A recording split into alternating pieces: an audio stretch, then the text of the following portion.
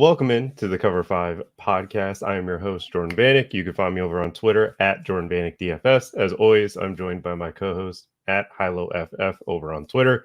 Hilo, we got a lot of weather games. We got a lot of, December football, some wins, some different things that are going to be coming up this weekend. Are you excited for this slate? I feel like pretty sure you're telling me that you're thrilled to be seeing how the field plays things. Oh, yeah. Again, I have not looked at ownership by the time we're recording this on Friday early afternoon. Typically, that's a Friday night, Saturday morning thing, but I have a fairly good feel for where I think the field is going to be going on the slate. And I have a very strong feel for the fact that people are going to be scared away by the quote unquote scary weather. I would challenge everybody listening to this to not look at weather until Sunday morning, maybe Saturday evening.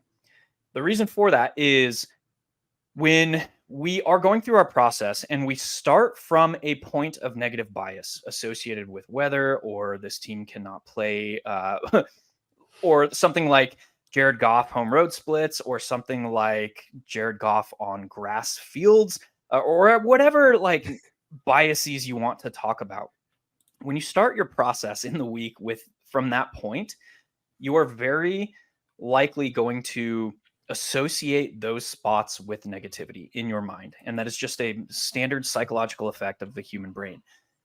So if we break down a game with assuming like there's no weather, assuming there's no home road splits, assuming like if we just break down a game and do it from the standpoint of being as unbiased as possible, now we can react later in the week and come off of spots or lower exposure or do whatever we need to if gale force winds come in or if like whatever the case may be.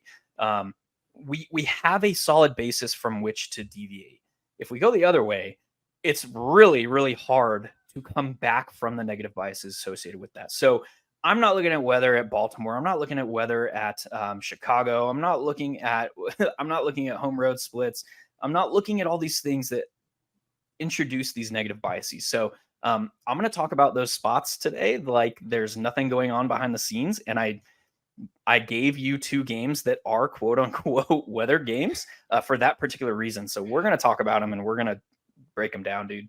Yeah, I mean, from one aspect of it, there's one game that I like, and there's one game that, like, the data behind it, I'm not totally there with, but I agree that we should have different processes. And I actually chose two games with the dome because I you're a enjoy Sally, not having that kidding. there. But I mean, to be fair, I'm choosing a side that I don't think the field's going to get to this weekend. But let's get into it. Your first game, Detroit Lions against the Chicago Bears.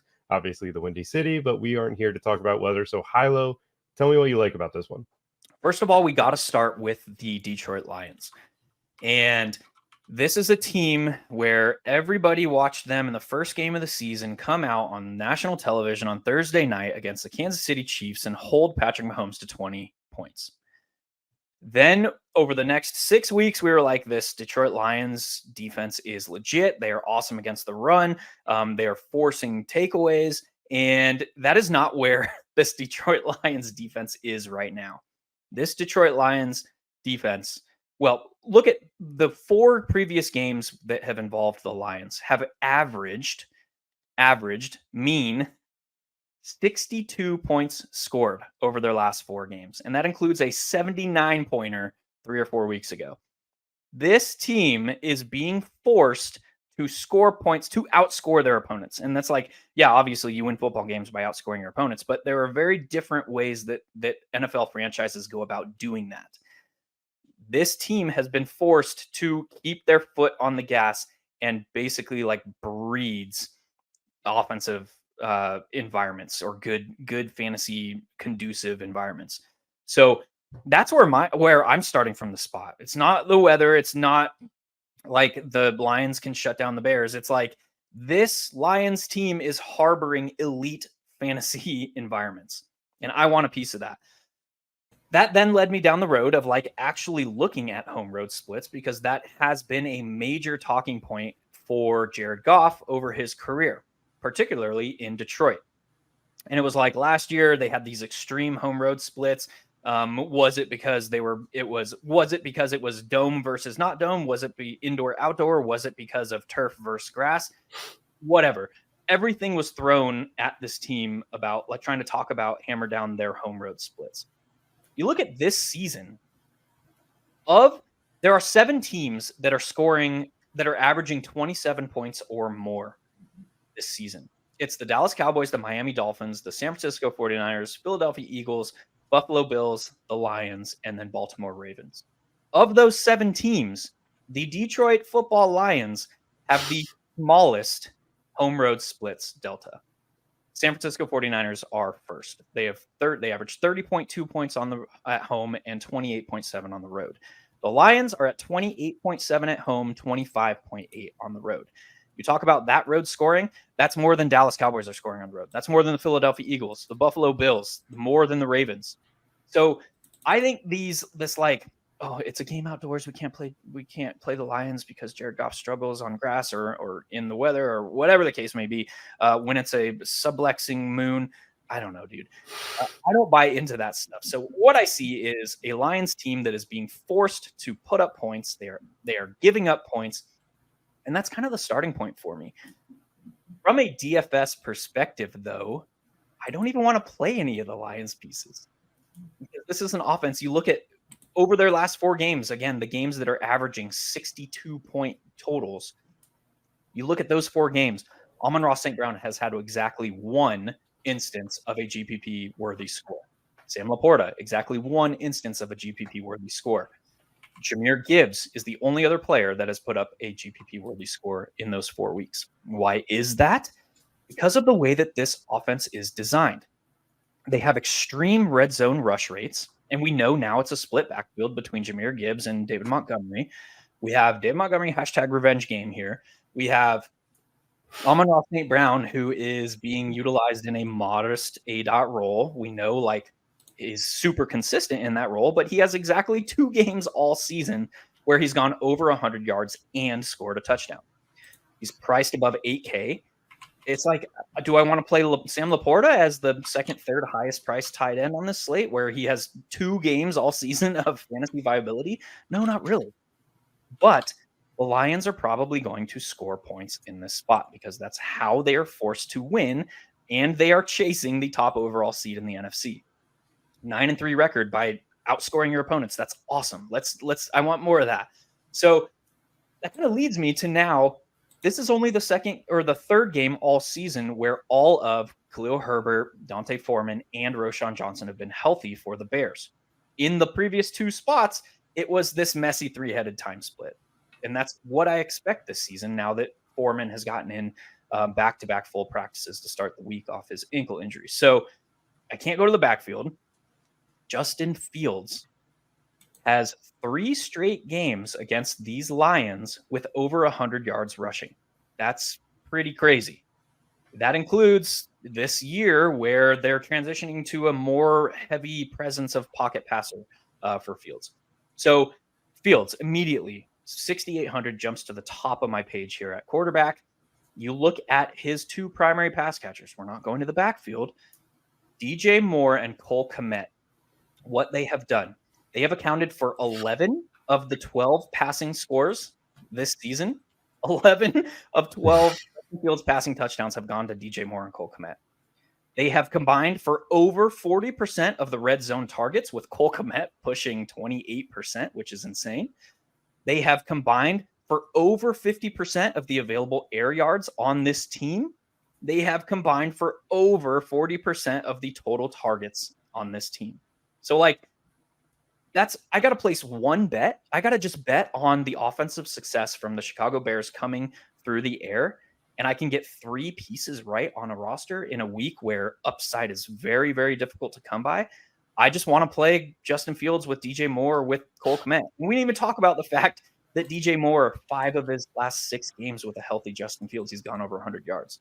So everything just aligns for me to just get access to this game environment. Again, we're not talking about weather. We're not talking about home or domes or whatever the hell you want to talk about. This game sets up as the potential for extreme upside. And I think you can do it smartly and get access to that just by playing the Bears. I agree with this take. This is a game where I'm not really afraid of Hey. that weather as well, because guess what? When it's not windy, that means Justin Fields probably run the football. And the only thing that scares me is the play calling of the Chicago Bears. I get the idea of Brian Flores blitz every play, let's throw screens every play, but my God, was that just terrifying to watch. I also think, like, if you're the Chicago Bears, you now have a 2-game lead on the number 1 pick. You're sitting in a spot where, like, you still want to figure out what Fields is. You also Yeah. want him to look better because that ups everything for you trade value wise. So let's open up the playbook. Like, let's give him more options to go with the football. And I believe they're coming off of a bye week as well, so that thumb's Mhm. probably fully healed. Given the length of time that they've been off, the Detroit Lions didn't stop playing football since they had their first game, and the Bears have just had that game to look back at and try to figure out, what do we want to attack, how do we want to attack it. And the one thing about the Bears defense that I'll say is they're much better since they've gotten Montez Sweat. It seems like they can kind of run Eberflus' scheme, and for God knows why, Jared Goff against that Tampa 2 did not see the linebackers. I have no idea what he was looking at during that game, but the interceptions that he threw were just awful. Yeah. I do think that this game is just easy to get to the Bears, and I think from a run back perspective, you don't need to overstack the Lions. You just pick the one that gets it done. I do think that Jahmyr Gibbs is the guy that I would have most interest to, just because of the explosiveness from him. But Amon-Ra from a high reception total, and I wouldn't go to Sam Laporta. I can't do it. I can't do it in this matchup. But I would say Amon-Ra or Gibbs is probably the where I lean. It's similar to what I did when they played the first time around. That was exactly how I was attacking that game. That was the way I wrote it up and the way that I played it. So I'm here for it. I think you should have some interest in Darnell Mooney. I don't think it's a must love like get to spot. But again, we want Fields to have the explosive game. Down the field passing is a huge way to unlock it, as well as that combined rushing. If he gets a 300 performance, I think Darnell Mooney's going to have to be on the other end of a deep ball. Like, I think Cole Kmet could still be productive and score touchdowns and be a great piece of the lineup, but at 3,300, you should have some interest in Darnell Mooney, who has been better recently. Nothing crazy, but he's just a guy that we know is down the field, can get it done. And these Lions corners aren't very good. They're trying to run more man coverage right now, and it's just not really working. I Which is think great. I love it. yeah, it's one of those things that they rotate their linebackers too much. Jack Campbell shouldn't leave the field as often as he Yeah. does. And they also go this what's his face? He's like a thumper of a linebacker. He's not a coverage guy, and they put him in coverage Anzalone? so much. Not Anzalone, it's the other one. Caleb Barnes? I think it's or Oh, I think I just forgot his name. Slipping my brain right now. But regardless, like, I love this game stack. I love the idea of it. yeah, Derek Um, Barnes. yeah, that's who it is. Derek Barnes, again, not a coverage guy, and they put him out, and they put 3 linebackers out there. It's just a weird way they're running their scheme. I think that they should just Brian Branch in the middle of the field will be a huge impact player. He's been really good all season long, but DJ Moore will just play out wide and has the significant advantage on their boundary corner. So I like that game environment. I don't have much else to add. Do you anything else you'd like to say? No, I'm just not. I'm not going to be married to like a bring back. I'm just going to play the Bears. That's fair. You can definitely do that because Justin Fields can carry that upside. The game that I chose, again, dome game, Tampa Bay traveling to Atlanta to take on the Falcons. The first time these teams matched up, Bijan Robinson had a headache and just didn't play. Game Played plan one was, snap yeah, or he played one snap, got a carry in like overtime. It at was the like, end. At the end of the no, he was fourth playing. quarter. He was just out. It was weird stuff. Weird stuff It going was on weird. over there. It was malpractice by Arthur Smith, but this is the way I want to get to this game, and it's through Desmond Ritter. We're looking at these sub 6K quarterbacks, and look, everybody is going to be playing Jake Browning this week against the Colts. Yeah. People are going to play Baker against the Atlanta Falcons. I think Desmond Ritter sets up pretty well in this matchup, and the reason is Drake London is 4,600. Desmond Ritter also is a willing runner. He's someone that's not going to give you 100 yards rushing, but like we've seen him towards the red zone, scramble, get out of plays, and go and dive to that pylon and get in the end zone. Tampa Bay Buccaneers secondary is atrocious right now. We have Vita Vea on the DNPs back-to-back days. We have Devin White DNPs back-to-back days. We have Levante David on the injury report. I think Carlton Davis is on the injury, or Jamel Dean's on the injury report. Their entire defense is on the injury report. You've talked about it all season. They're blitzing at a high rate and they are not getting home. So you're going to be playing a lot of one-on-one matchups. And look, the Atlanta Falcons are a team that don't throw the ball a lot. They don't throw the ball well when they throw the ball. Desmond Ridder averaged 10 yards per attempt the first time they played. He threw for 250.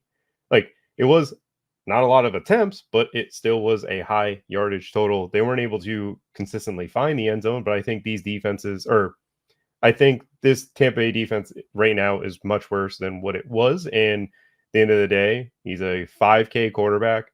The way he gets there is through a 4,600 receiver. And then you have on the other side, Kyle Pitts, who's 3,700. Like, you can get these players and then just jam in studs on throughout the rest of your lineup and get a bunch of pieces to games you want. Where if you want to go with Jahmyr Gibbs and DJ Moore, it's very easy to get to as a mini stack. Like, you're capable of getting to so many places with doing that. Tampa Bay Bucks live in cover 3. Desmond Ridder is not as bad against cover 3 as he is against some other coverages. I also think that Drake London has over a 22% target share against cover 3. He has a huge target share when he is blitzed. Like, everything to me points to the Falcons, with Drake London being an easy way to get to. And then the Falcons right now, they're playing a lot of cover 1. They're starting to get hurt all over the place on the defense, especially their defensive line. So they're trying to make up for that, or defensive line and linebackers. So they're trying to make up for that by playing man coverage and hoping that the loaded people in the box can help their run defense that was pretty great when Grady Jarrett and David Onyemata was playing. But now with both of them out, it's starting to decline and could get worse this upcoming week. So on the Bucs side of things, Chris Godwin and Mike Evans have over a 55% target share against cover 1. Mike Evans is significantly better than Chris Godwin against cover 1 because of the deep stuff that he's able to get. AJ Terrell is a guy that's questionable this week. And we've also seen him get put in man-to-man situations where he's just getting beat down the field. Baker Mayfield is a guy that loves targeting Mike Evans. Mike Evans is just consistently finding his way over 1,000 yards. So you could pay up to the 7,700 Mike Evans if you wanted to full on game stack. And you could also just play Rachaad White too. Rachaad White is consistently getting all of these touches. I just told you that the Falcons are missing 2 key defensive linemen on their side of the ball. He didn't run well in their first matchup, but there's a good chance that he could run well in this matchup. This game doesn't have a high over-under. I do not expect it to be popular. I think Drake London will be popular because of the price point that he's at, and I think it's just, frankly, a misprice. Like, I get that the Atlanta Falcons don't throw the ball a lot. I understand that they're not a great offense, but he's cheaper than Jerry Jeudy right now. That doesn't feel right at all. Like, I don't expect him to be, 7K, 8K, but like, I feel like Drake London should be around where Zay Flowers is at the 5,600 mark. Obviously not the same type of offense, but Lamar Jackson hasn't exactly been the best passer in the NFL this year. So for me, I think Drake London's just malpractice pricing. Definitely stacking Desmond Ridder with him, and I don't mind Kyle Pitts or Jonnu Smith. Both of them lead to Desmond Ridder having a great game. Hilo, how are you feeling about this matchup? Yeah, I think the best, there's 2 things that make this spot potentially interesting. The first is the winner of this game jumps to the top of the NFC South. Yes. Yeah. So, I mean, whatever that means. The winner of this game jumps to the NFC South, which it could be, if it's the Buccaneers, it could be a 6-17. So let that sink in real quick. And why is that? Because they'll own all the tiebreakers. They'll be tied in head-to-head. They will have the same divisional record at 3-1. They'll have and then the Buccaneers will have the better conference record. So that's the playoff picture. So that's at least interesting. And the Falcons at 6-6 have gotten to where they are at the top of the NFC South by beating their divisional opponents. They're 3-0 against the NFC South this season. So does that continue? Whatever. And that's like upside scenario number 1. The other part of that is both of these offenses have now become extremely concentrated. For Tampa, Chris Godwin has not seen more than 7 targets since week 6, 7. What is it? I don't know, something like that. Been a while since week 7 against the Atlanta Falcons. And Cade Otton is a guy who is on the field almost every offensive play, but he's not seeing targets. His targets per route run rate is extremely small. I played him once all season. It was the magical game where he had 2 touchdowns. Got lucky on that one. But he's just not seeing targets. He has 1 game over 6 targets all season. That was that 9 target game against Houston. And it kind of was just a nod to that game environment. Yeah, he's not going to get targets in man coverage. Like if Baker Mayfield sees man coverage, he's going to Mike Evans or it's Godwin. Just so their offense is just Mike Evans and Rachaad White now. Yeah, it's an extreme. Like Rachaad White has weekly upside to see 25 plus running back opportunities. Mike Evans very clearly is the alpha in this offense, particularly against man coverage, like you mentioned. I think his targets per route run rate against man is like 35%. I have to double check that, but I think I saw that this week. It's very high. And also, just to add to the Desmond Ritter's idea of why I'm playing him, against a cover 3 blitz, which again, Tampa Bay plays extreme rates of cover 3. They also bring 5 when they play cover 3 at a high rate. Desmond Ritter is averaging 9 yards per pass attempt.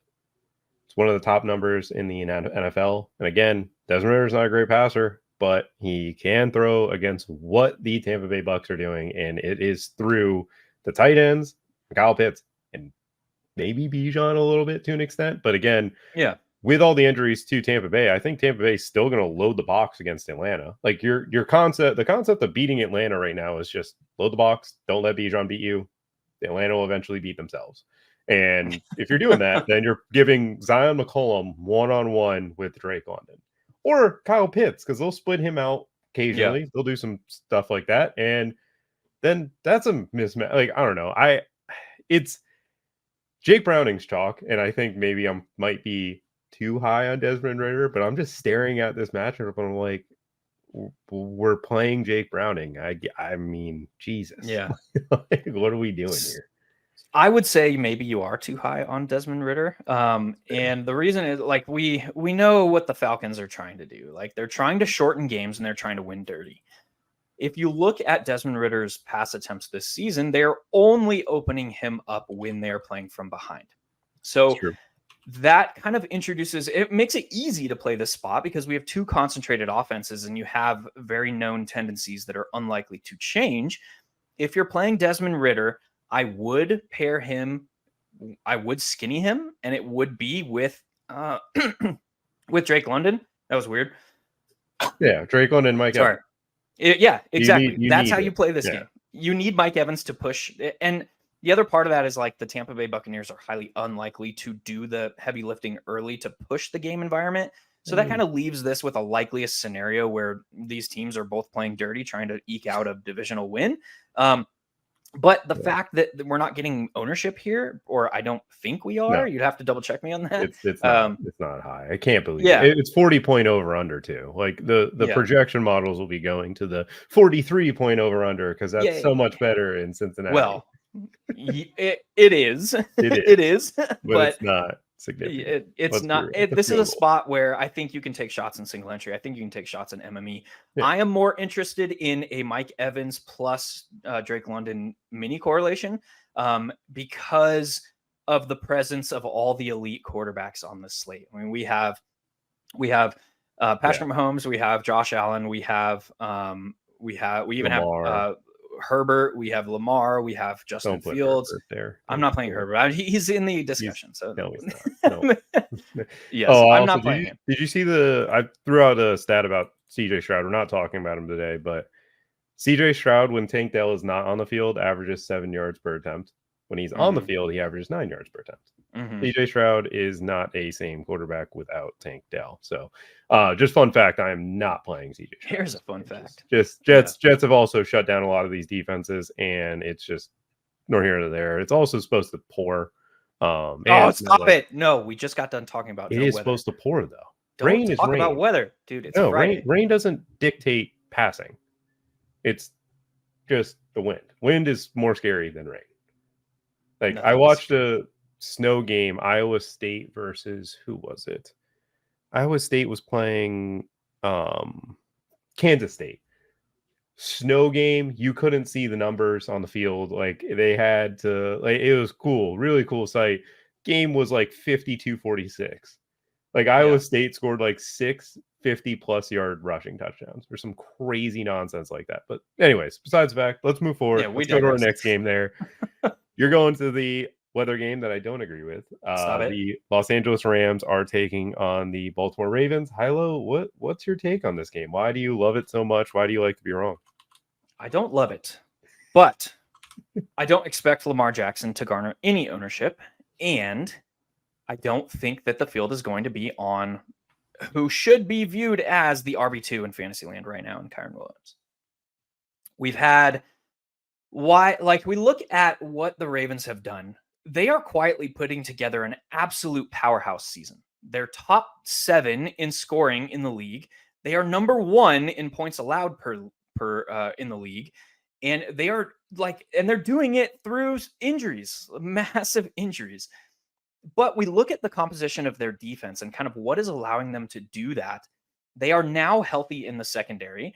They are mixing in man coverage at they play around league average rates of man, but the way that they do it and the situations that they do it in is extremely difficult for opposing offensive coordinators to get a read on. And that's why they've been so disruptive. Not to mention all the talent they have in the back end, but they are, for the first time in the past 7-8 years, this team is better attacked on the ground. That has not happened in the past 7 or 8 years. Why is that? I mean, Michael Pierce is one of the better immovable objects nose tackles in the league. He's also been on the injury report every week since week 3 this season. He's struggling with toe stuff, with knee stuff, with ankle stuff, all kinds of stuff. So is that affecting his efficiency? Because how this defense operates, they're basically we know we have this mammoth of a man in the middle of the field, so we don't have to dedicate additional linebacker emphasis, we'll say, against the run. And that's kind of how they utilize these linebackers is they know that they can cheat up and plug the box and the running lanes, but they don't need to do that because of Michael Pierce. So yeah, the Ravens are league average in yards allowed per carry as opposed to being top 3 where they've just been living in. Kyron Williams has the second most valuable fantasy workload next to CMC. So all that comes together. I'm not going after any of the pass catching pieces. Cooper Kupp is not healthy or over the hill or whatever. He's just not it anymore, which is fine. Puka Nacua, although he is improving over his rookie season against man coverage, he's not there yet, really. Tutu Atwell does not have the role in this offense, although he was earlier in the season the man beater. So it's where do you go on the Rams? I'm just going to play Kyron Williams. And I will preface this discussion with Kyron Williams is okay as a one-off, but he is better played in conjunction with another, the members of the Ravens here. And the members of the Ravens, we talked about it. It's not Zay Flowers against zone. It's not Odell Beckham, who has almost a 30% target share against man this season, but it disappears against zone. The zone beater of this team has always been the tight end. Yes, it has been Mark Andrews, but Isaiah Likely is a very talented elite athlete tight end. We were all over him in best ball season. All it takes is an injury to Mark Andrews. Well, guess what? We're there. Why are we taking a 2-game sample and saying he can't do it now when earlier this season we were Isaiah Likely is elite if Andrews gets hurt? So I don't know, but all I know is the Rams have been extremely overperforming what we thought this defense was going to be coming into the season. And they've done that schematically because their talent outside of one freaking player is not good. I mean, we were laughing at this team coming into the season in best ball land where we were this team has 70% undrafted free agents and rookies on their defense. But look at what they've done. And it's they're schematically doing okay. And they're doing that via lots of cover 2, lots of cover 3, lots of prevent, forcing teams to march the field and hoping to generate some disruption in that. So that kind of aligns for me where I think there's paths, and this, we have to dive into coaching tendencies of the Ravens. And it's if the Ravens don't feel threatened, and it doesn't even have to be on the scoreboard, because we've seen against their 38-point win or 35-point win against the Lions this season, if they feel like their opposition can put up points against them, it doesn't even have to be like actually transpiring. If they feel like they are threatened from their opposition, they will keep their foot on the gas. If they think that they can just squeak out to an easy victory, that's when they'll take their foot off the gas, and they're not worried about moving the football, and they're not worried about overexposing downfield. But against Sean McVay, I have to think that this coaching staff is going to say this team could put up points. We might have to remain aggressive. And so that is why I'm interested in Lamar Jackson. And I think like we've seen it already once this season. Lamar Jackson had a 4-touchdown game in a blow-up spot where they kept their foot on the gas. 2 of the scores came on the ground, and the other 2 went to Mark Andrews. So I think it's at least interesting to build something like Lamar Jackson plus Isaiah Likely plus Kyren Williams. I think it's at least interesting to play Lamar Jackson with Isaiah Likely as a skinny with no bringback, for the case that they just keep their foot on the gas against an opponent that they feel like can score points. I think it's at least interesting. That's kind of the process that led me to it. Yeah, there's weather. It's scary. Yeah, there's the fact that the Ravens don't really have anybody that can perform against zone. It's most likely to be Isaiah Likely. That doesn't guarantee success. I think that Isaiah Likely is going to be rather chalky on the slate, or he's going to garner ownership. But I think that if you play him smartly in anything other than a one-off, I think it's okay. That's my take. So first off, I thought you were going to go to the Rams passing game, and I was going to No. No. Negatron. Okay, so the fact that you're just attacking it from the Lamar Jackson side of him rushing elite quarterback on the slate, and then the idea of just Isaiah Likely and then Kyren is, that's viable.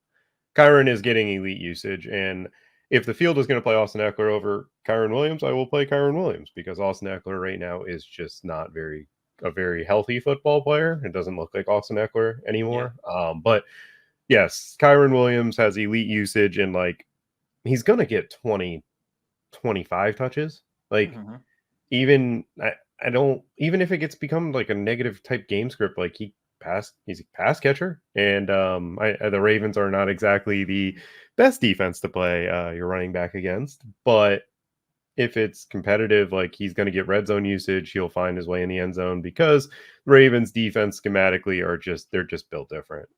They kind of guess they pattern match at the highest or best rate in the NFL. Pattern matching is basically just seeing how they release and guessing what routes they're going to be running. And Kyle Hamilton is a huge, huge, huge piece to unlocking all of that. And then Kyle Hamilton just playing unbelievable football right now.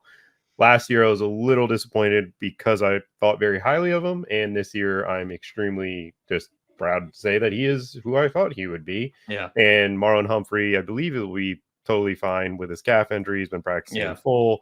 They've had a few guys with like illness, but they feel like they always get sick in December. It's just one of those things with Lamar Jackson. He just gets the flu. But yeah, Isaiah Likely and Lamar are fine. I don't think you need to go to like Odell or Bateman or any of these guys, because I don't see the ceiling in the matchup. I think the field is going to be playing Zay Flowers a ton. Yeah. And just based off of his price, I don't love that. I know Zay Flowers is $5,700. That's pretty cheap.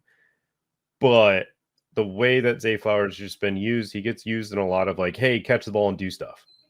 Not, hey, get the ball down the field and then do stuff. And that is just not what I want for my player. And some of the players that he's around are just in much better spots, like Rashee Rice, who's 5,400 against the Bills team. That's going to be a high-paced game. Gabe Davis, who I feel like has 17 touchdowns against the Kansas City Chiefs in the last 4 or 5 matchups.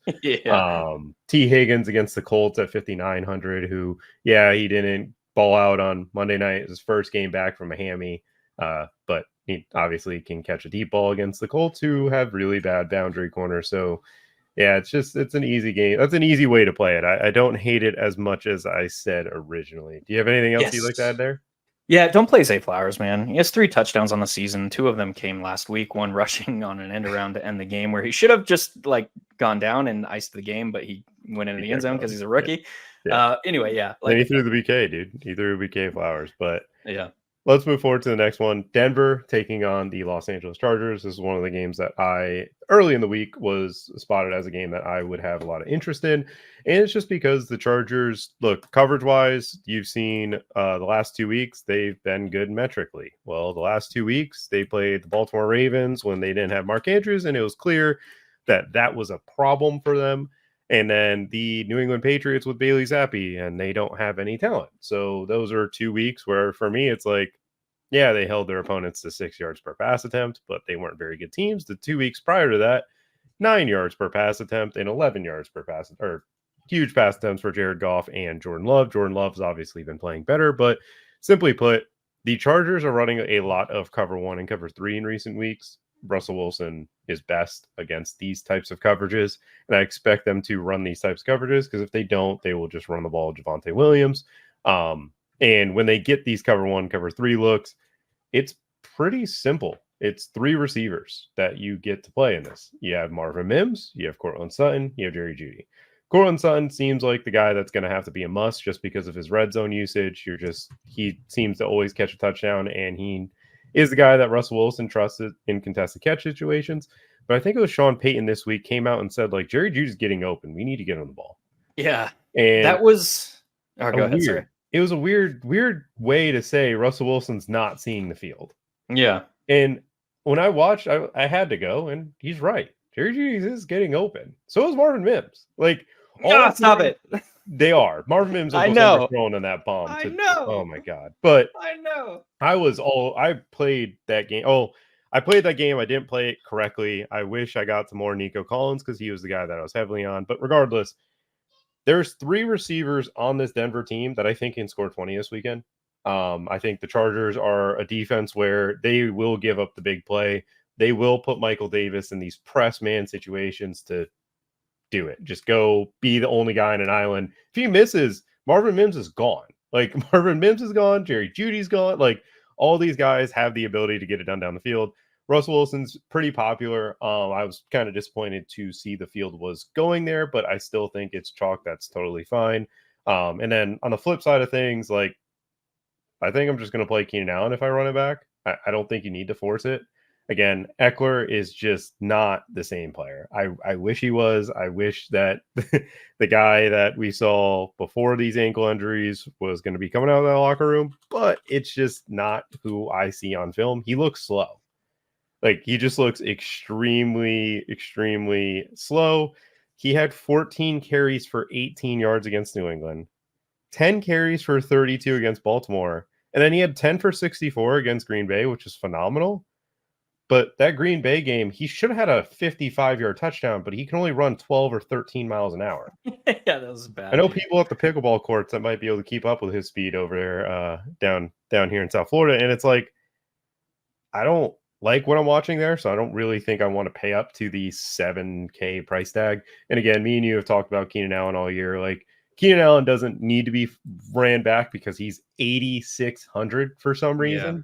It's just too pricey. Like, I think the fact that he's 1,000 more than Jamar Chase is a travesty. Mm-hmm. I don't understand that one bit. So Russell Wilson doubles are viable without really running it back. And this one, it's not something that I usually recommend, but just the pricing of the Chargers, the way they operate, like, if you want to go with a cheap run back, this dude's had too many opportunities to not catch the football. Don't say it.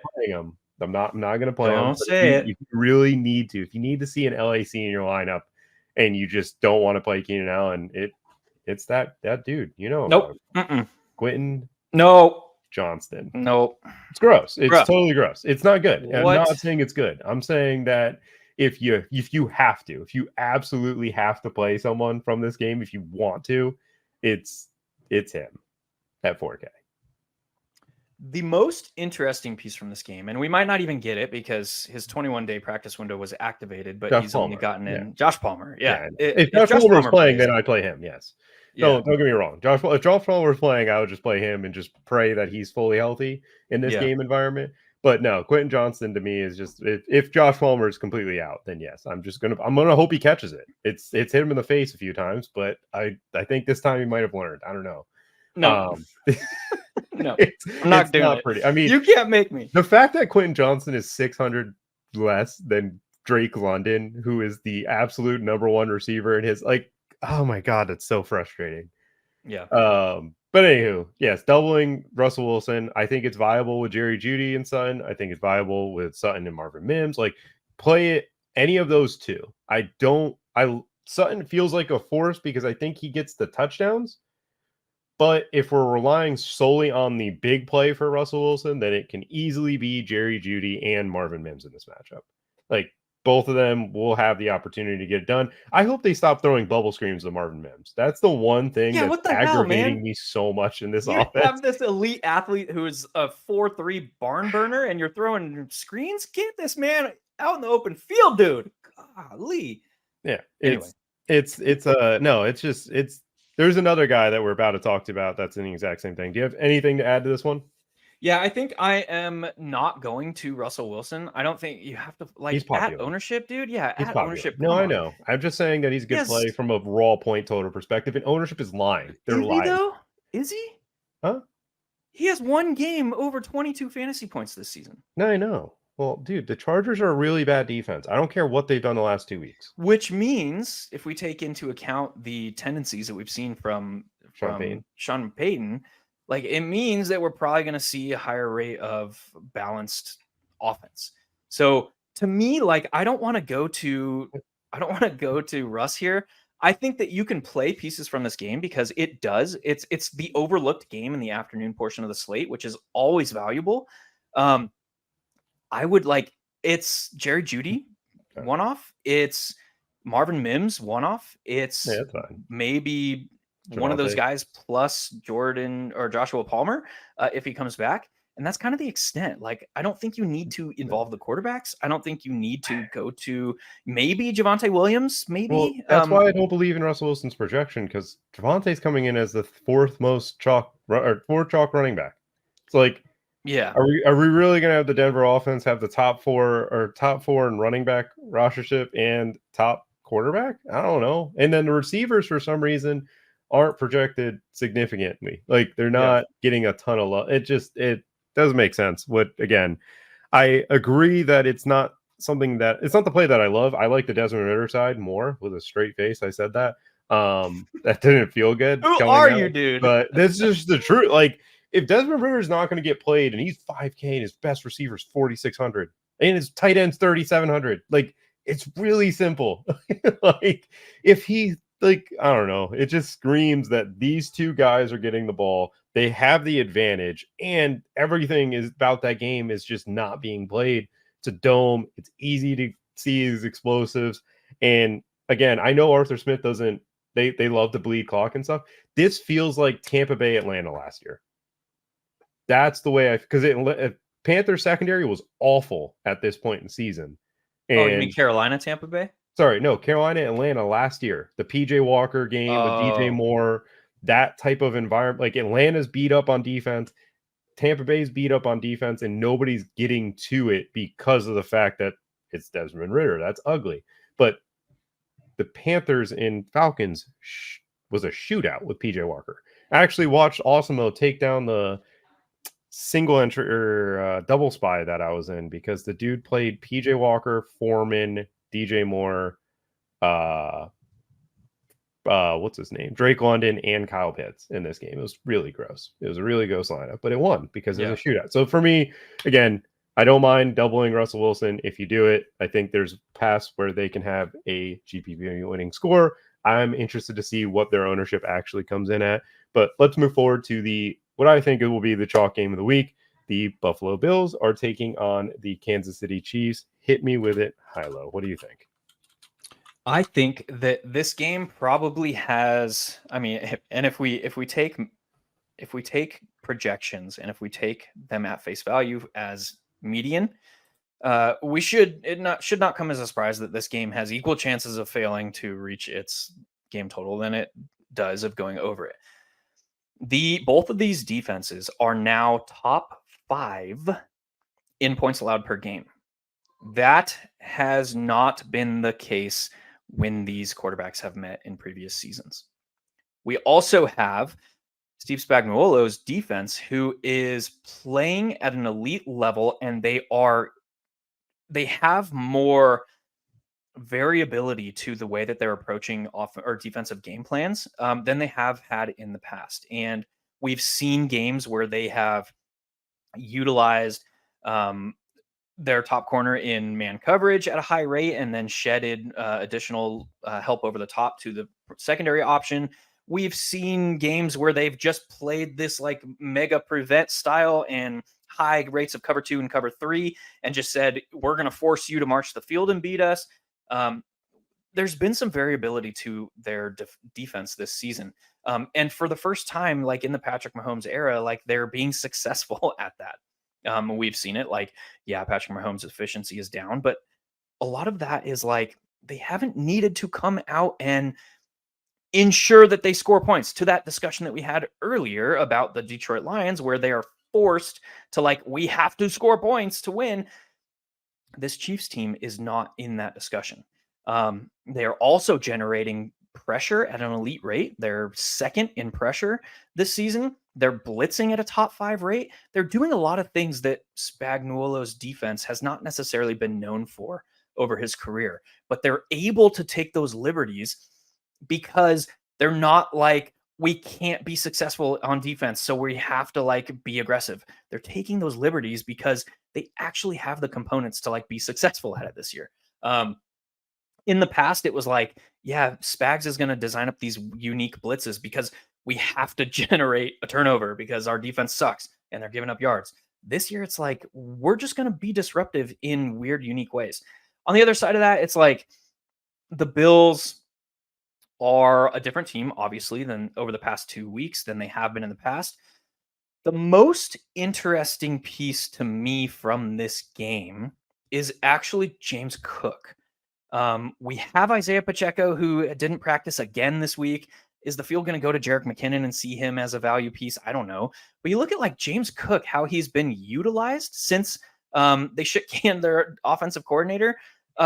Elite range, bros. Like this is like, it's not Kyron Williams range, but it's like, this dude has been a focal point of this offense. He has seen 21 running back opportunities and 23 running back opportunities, most notably seeing 11 targets over the past 2 weeks.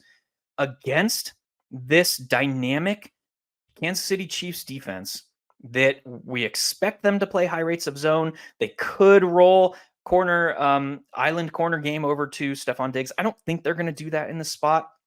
But when you look at like how they align with this matchup, I would expect a high rate of emphasis on James Cook. They want to keep their defense on their heels. That will open up the pass.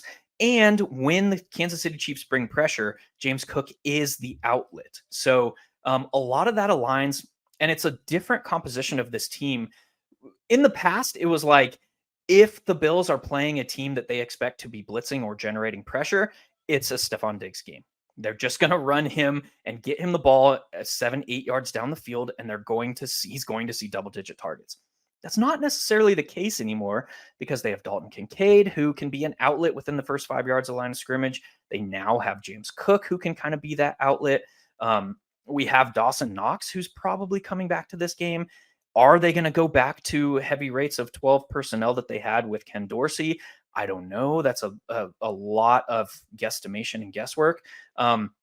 So does that affect Khalil Shakir's snap rates and involvement? There's just a lot of moving pieces. But if we single out one player from this game, it's probably James Cook. And I have to get the feeling that he's not going to be owned as the highest player from this game.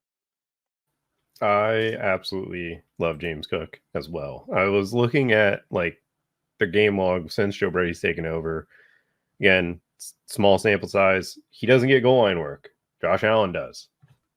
That's just part of life. That's been the way that running backs get treated in Buffalo. But why can't he give it to James Cook in this? Well, he's seen every goal to go situation. Every snap, goal to go, he's been on the field. Yes, Josh Allen just got in the rushing touchdowns.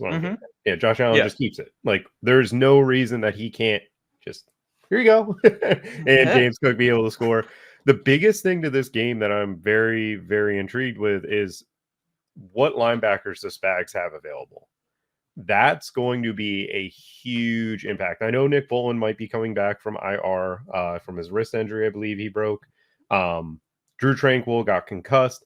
When they lost Drew Tranquil, they did not have a presence over the middle of the field. They did not have the bodies to actually run what Spags wanted to, and that is why the Packers were able to pretty much control that game. They controlled it through from the start to finish at that point.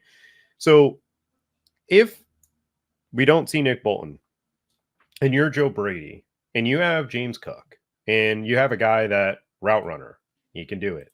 Like this matchup wouldn't if Nick Bolton doesn't go out there, even if he does, he hasn't played in quite some time. I think James Cook can have a game where he has like 80, 90 receiving yards. Like a wheel route. Like we saw Ty Johnson catch a wheel route against the Jets first week that Joe Brady got play calling. Like we've seen Joe Brady implement this like passing game with the running back because guess what? When he was at LSU, Clyde Edwards-Helaire became a first round pick because of his passing game work. We go to the Panthers. Christian McCaffrey caught a pass every game, but Christian McCaffrey obviously very, very, very talented. Not trying to compare James Cook to that. However, we do see that he's giving him 20 plus touches a game or opportunities. Like if he's going to give him 20 opportunities and he's 6K in a matchup that people are going to be playing the Diggs, people are going to be playing Kelsey. Like I like James Cook minied with Rashee Rice. I like James Cook minied with Travis Kelsey. The Bills have not played this Chiefs team without Matt Milano and Tremaine Edmonds, and Kelsey has killed them with those guys in the lineup. I think Kelsey's going to destroy. Kelsey could just post a huge, huge score at the tight end position to dominate this upcoming weekend. Yeah, which, again, you get that's Kelsey. That I like. You get Kelsey against nickel, like you play that.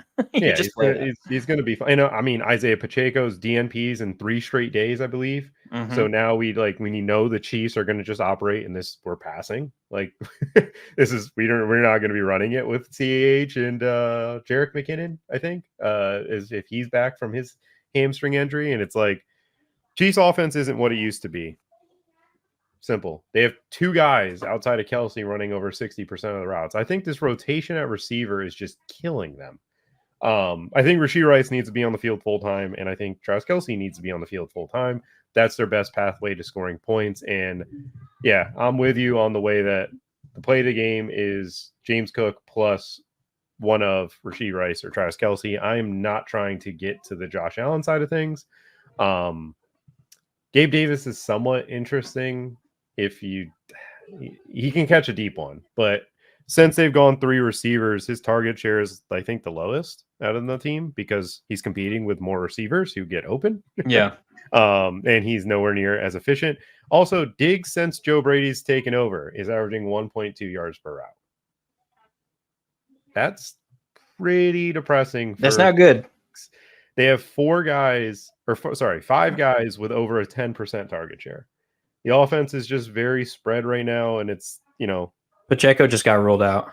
Pacheco's ruled out. So now you have the cheap running backs of the Chiefs who people are probably going to be going towards. People are not going to be going to James Cook in this game. Yep. And that's fantastic. That's a shield, natural shield for Cook. Yeah, it's easy because you're not going to go 2 running backs. Yeah, Clyde Edwards-Helaire is 4,200. I think Jerick McKinnon's around that price. It's 48. Yeah, 48. So yeah, people are going to be playing that over him, which is fine. I mean, play it. That's totally okay with me. I don't really have interest in these quarterbacks at their price because I just don't think Mahomes has the talent around him to carry the 7,900 price tag, and it all funnels through Travis Kelsey anyways. So playing James Cook and Travis Kelsey will get you Patrick Mahomes' point total. So I think that's all I've got to say about that one. Do you have anything else? Is Taylor Swift going to be at the game? I think so. No, she's still doing her tour, man. I don't know. But I think it was week 14 that she was the first chance she could come back. I don't know. I thought she came back last week. Oh, maybe that was it. I don't know. I mean, he had 81 yards against your Packers, but it didn't matter because your Packers are winning and now they're a playoff team. Let's go. Hilo, who's your favorite value? My favorite value. Oh man, I didn't prepare for this. Damn it. Hold on, I'll get there. Not that hard. There's one that was the same last week. You're allowed to pick him this week. No, I don't want to. You don't want to pick Zach Moss? All right, fine. I'll take Zach Moss. He is the top value. He disappointed, but I'm still going to him. Dude, there were so many victory laps last week on Zach Moss. Like, oh, I faded Zach Moss. Fuck yeah. We have to realize this man played 94% of the offensive snaps. Dude, you can't victory lap Zach Moss. I don't think you can, because he got everything you wanted. He didn't score. Which is okay. Which is whatever. You want to victory lap the variance. Good job. Like, yes, play Zach Moss. Play him with Jamar Chase. Play him with James Cook. Yeah. James Cook's also going to be a pivot off of him, too. I mean, I'm going to play him, but play them together. Yeah, play them together. That's fantastic. But all right, I'll take Zach Moss. Okay, I'm going to Drake London. Didn't mean to just lead you into a running back, but Drake London 4,600 is just way too cheap. I don't get it. I'm not a fan of the fact that he is that cheap. I just don't understand why he is the way he is there. It doesn't make any sense to me, and I will be probably locking him. Like, that's probably the lock receiver for me on the entire slate. I don't care how high owned he ends up being. It's just easy for me to get there. Hilo, who is your slate breaker? It's a stack, dude. It is Justin Fields, DJ Moore, Cole Kmet. That's interesting. I like it. Every opportunity to just wreck this slate. I really like that. That's a really good take. I think that's a very intriguing stack. For me, it's Jamar Chase at 7,600. We're just Colts don't have boundary corners. We saw the way that he was used in that game. That's their path to victory. And it's their game plan. I'm actually very impressed with Zach Taylor because he adapted something that like I would do against the computer in Madden. And he kept throwing like drags, bubble screens, tunnel screens. Jamar Chase started out the game with 5 catches for 3 yards. No, dude, and it was his first 3 catches. He had 3 yards. It was awesome. And that's what it was like. Hey, this is how we're getting this guy the ball. And then the Jaguars stepped up. And once they stepped up, he just threw the go. And it was just really easy. Jake Browning was a very productive quarterback in college, so I'm not very surprised that he is capable of throwing a football. He is not Tim Boyle. But I'm not playing the Jake Browning chalk. I will be playing Jamar Chase, though. The Colts are just bad on the boundary. They've been pretty bad all season long when they've played elite players. T. Higgins, I have some interest in as well. Both of them are the run backs for the Zach Moss chalk, and it's chalk that I'm willing to eat because, again, I will be playing Desmond Ridder. So how do I get to Jamar Chase, Zach Moss, James Cook, Travis Kelce? By playing Desmond Ridder. It's a really, really simple formula for me, and it's one that I will be playing this upcoming weekend. Hilo, do you have anything else you'd like to add before we end this one? Yeah, that game we talk about, like, we're starting to get into the point of the season where we're talking a lot about like playoff implications. That Colts and Bengals, that is a must win for the Cincinnati Bengals. They have to win this game if they want to back into the playoffs. So this is a prototypical like Zach Taylor has to be aggressive spot. Play Jamar Chase. I like that call. That makes a lot of sense. And the Steelers just lost to the Patriots because football doesn't make any sense. If Steelers it makes sense. Teams. Mike Tomlin is not good coach, but anyway, we digress. Oh wow, that is the way we will end the show. Thank you guys for tuning in. Be sure to check out Hilo's piece on a lot of his thoughts on the chalk, and then my main slate tournament piece and everything we've got going on at the 33rdteam.com. I'm your host, Jordan Vanek. You can find me on Twitter at Jordan Vanek DFS. As always, co-host at Hilo FF. Hilo, let's win a GPP, and let's have a good time this weekend playing Desmond Ridder.